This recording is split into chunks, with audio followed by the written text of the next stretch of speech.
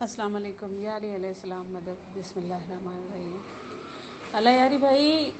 میں آپ کا پورا نام لے لوں زیادہ بہتر ہے۔ حسن اللہ یاری بھائی میرے، آپ سے جیتنے کے لیے دو چیزیں درکار ہوتی ہیں، ایک چیتے کی پھرتی بھاگنے کے لیے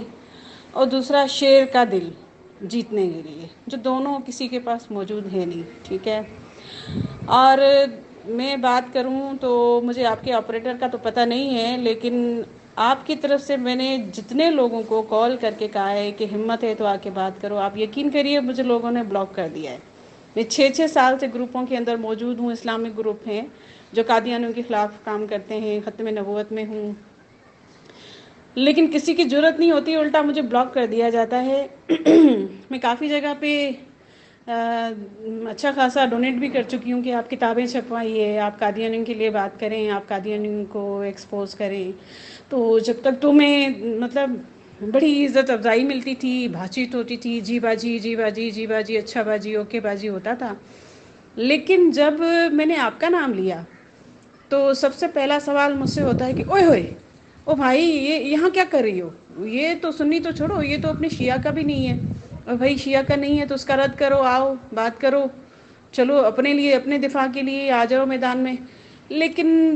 سب بھاگ جاتے ہیں، اور اب تقریباً 13 سے 15 گروپوں کے اندر میں بلاک بھی ہوں، اور مجھے وہاں سے نکال بھی دیا گیا ہے۔ تو حسن بھائی دل چھوٹا نہ کریں، کوئی نہ کوئی آپ کے ہتھے چڑھے گا، اور اتنی جرت والا بندہ کوئی نہ کوئی آئے گا جو آپ سے بات کرے گا، اور ہم سب لوگ دیکھتے ہیں، لائیو دیکھتے ہیں۔ آج تک اگر آپ کہیں سے بھاگے ہوئے ہوتے تو ہم آپ کو اتنے دنوں سے، اتنے سالوں سے ہم آپ کو فالو نہ کر رہے ہوتے، ہم لوگ بھی کہیں نہ کہیں کچھ نہ کچھ ہاں کرتے ضرور کہ ہاں واقعی کہیں نہ کہیں کوئی کچھ سچ بول رہا ہے۔ نہ ان باتوں میں کوئی صداقت ہے، نہ ان باتوں میں کوئی سچائی ہے، سب جھوٹ اور بکواس ہے اپنے جھوٹ کو چھپانے کے لیے۔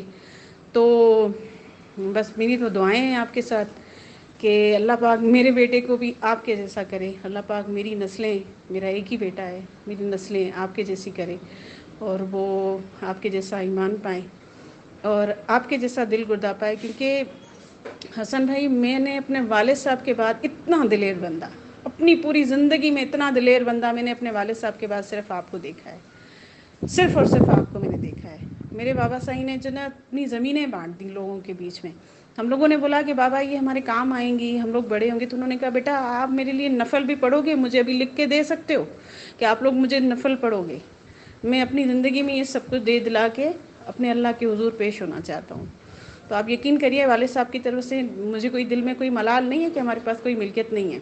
لیکن میں کہتی ہوں اتنا دلیر بندہ، دولت دینا کوئی آسان بات نہیں ہوتی ہے، لیکن انہوں نے دے دی، اور اس کے بعد میں نے آپ کو اتنا دلیر دیکھا ہے،